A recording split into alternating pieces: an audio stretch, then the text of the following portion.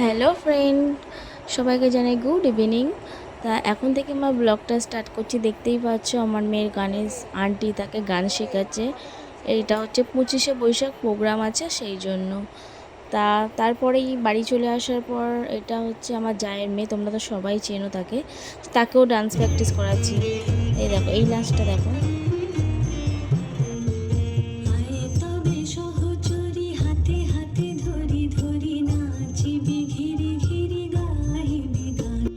এই একটা আমার বন্ধু বান্ধবী মেয়ে, তাকে আমি এই নাচটা শিখিয়েছি।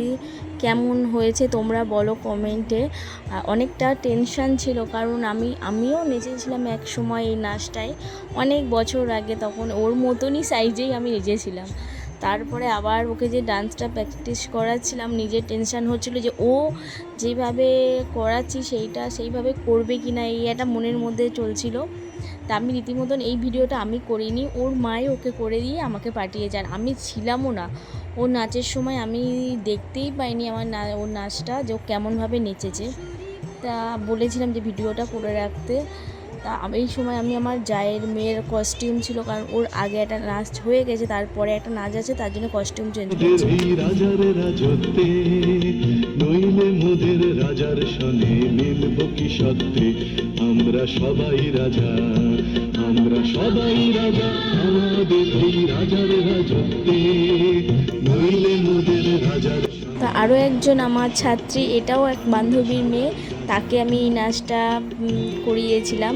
একে নিয়ে আমার বেশি টেনশান হচ্ছিল, ওর থেকে ওকে আমার বেশি টেনশান হয়েছিল, কারণ বড্ড ছোট, মনে রাখতে পারবে কিনা। ও প্রথমবার স্টেজ পারফরমেন্স করছে, ও প্রথমবার, কিন্তু ওর থেকেও একটু ছোট, মনে রাখতে পারছিল না। তারপরে দেখি খুব সুন্দর ও নাচটা হয়েছে। এটাও আমি দেখতে পাইনি, কারণ ফাঁকে ফাঁকে অনেক নাচ হয়েছে, গান হয়েছে। আমি আমার জায়ের মেয়েকে নিয়েই ছিলাম সারাক্ষণ।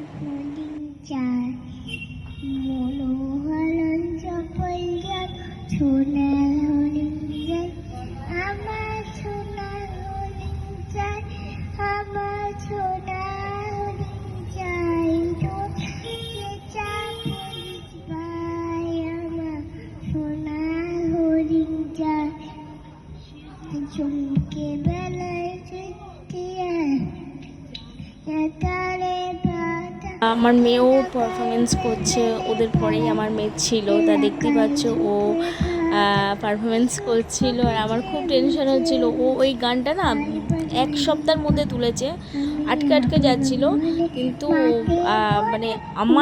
ও স্টেজে রয়েছে ঘাবড়াচ্ছে। আমার পুরো এপিসোড, পুরো দিনটাই আমার টেনশনে গেছিলো যতক্ষণে এদের পারফরমেন্স গেছে। কারণ আমার ওরা দুটো স্টুডেন্ট ছিল, আমার মেয়ে ছিল, আমার জায়ের মেয়ে ছিল, সবারই প্রায় নাচ করিয়েছি, একটা টেনশন। তাও ও খুব সুন্দর গানটা গেয়েছিল, যতটা আমি চেয়েছিলাম তার থেকেও বেশি আমাকে গানটা সুন্দরভাবে গিয়ে দিয়েছে সবার সামনে। আমার খুব ভালো লেগেছে। আমি কীভাবে আমি এখন দেখছি, ভিডিওটা দেখছি, আমি ওকে অবাক হয়ে দেখছি যে আমি এত টেনশন করছিলাম, যে এত টেনশন করার কোনো জায়গায় প্রশ্নই আসে না। খুব সুন্দর গেয়েছে। তারপরে আমার জায়ের মেয়ের পারফরমেন্স এই হচ্ছে আমাদের ক্লাবের মহিলা সমিতি। যে কোনো পারফরমেন্সে বা কিছু হলেই আমাদের এই দেখছো যে টিমটা, ওরা আমাদের পারফরমেন্স করে, খুব সুন্দর গান করে। তা আমার তো খুব ভালো লেগেছে। তোমরা শোনো তোমাদের কেমন লেগেছে। আর এই হচ্ছে আমার জায়ের মেয়ে, যার জন্য আমি সারাক্ষণ ওর জন্য, কারণ ও তিনটে নাচে কস্টিউম চেঞ্জ করা ছিল পুরোটাই। তা আমি কোনো দিকে তাকাইনি, আমি কোনো পারফরমেন্সই দেখতে পাইনি, শুধু ওকে নিয়েই ব্যস্ত ছিলাম। তা দেখো তোমরা কেমন লাগলো, কেমন হয়েছে। তাই আমি তো সব ফোনে তোলা ছিল, ফোনেই দেখেছি, সরাসরি আমি কিছুই দেখতে পাইনি। আর একটা হয়েছিল এই 25শে বৈশাখের দিন, তো তোমরা জানো যে প্রচণ্ড ঝড় বৃষ্টি হয়েছিল, কারণ সেদিনকে আমাদের প্রোগ্রামটা ক্যান্সেল হয়ে যাওয়ার ফলে আমরা সবাই সেজে গুজে রেডি হয়েছিল, কিন্তু কারেন্ট চলে গেছে, ঝড় বৃষ্টি হয়ে আমাদের স্টেজ ভিজেছিল, তাই জন্য হয়নি, কারণ ওপরটা পুরো খালি ছিল। তারপর এটা 3 দিন 4 দিন বাদে আমার এই প্রোগ্রামটা হয়েছে। গাটা মনটা প্রচণ্ড খারাপ ছিল, কিন্তু দিনের দিনকে এইসব হওয়ার পরে তো মনটা আবার ভালো হয়ে গেল।